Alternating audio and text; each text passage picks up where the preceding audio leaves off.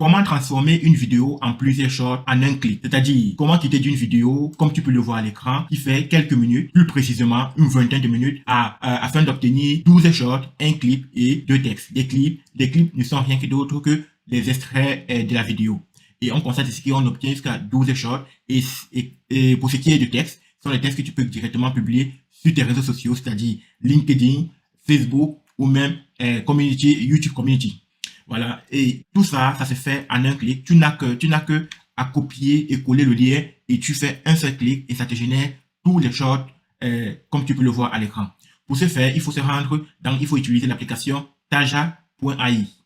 C'est une application qui te permet de faire beaucoup de choses en commençant par la génération en fait de la description, la génération des chapitres comme tu peux le voir ici. Donc tu vas générer les chapitres, tu vas générer la description et la génération également des tags comme tu peux le constater ici. Voilà. Et tu as également l'occasion de directement, après cette génération, de directement publier sur ta chaîne YouTube.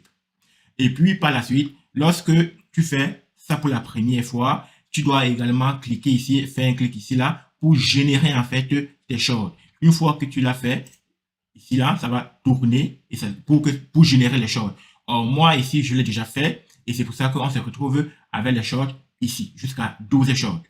Donc, ces 12 shorts également sont accompagnés d'un titre, d'une description et puis des tags, comme tu peux le voir assez clairement ici là. Et à chaque fois, tu as la possibilité de télécharger les shorts, tu as la possibilité de modifier le short.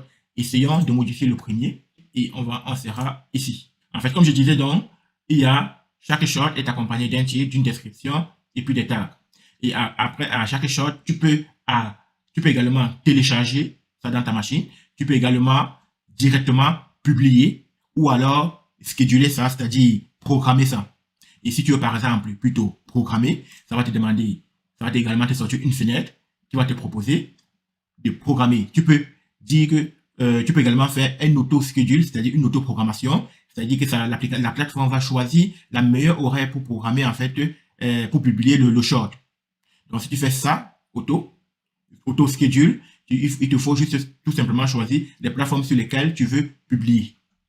Voilà. Or, si tu ne veux pas faire un auto-schedule, il va falloir choisir une date, comme tu peux le voir à l'écran. Choisir également des horaires.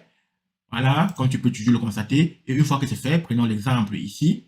Disons que je vais publier ça à 7h, à 7h00 du matin. Voilà, et du coup, le bouton Schedule s'active. Et à partir de là, je peux tout simplement cliquer pour programmer ma publication.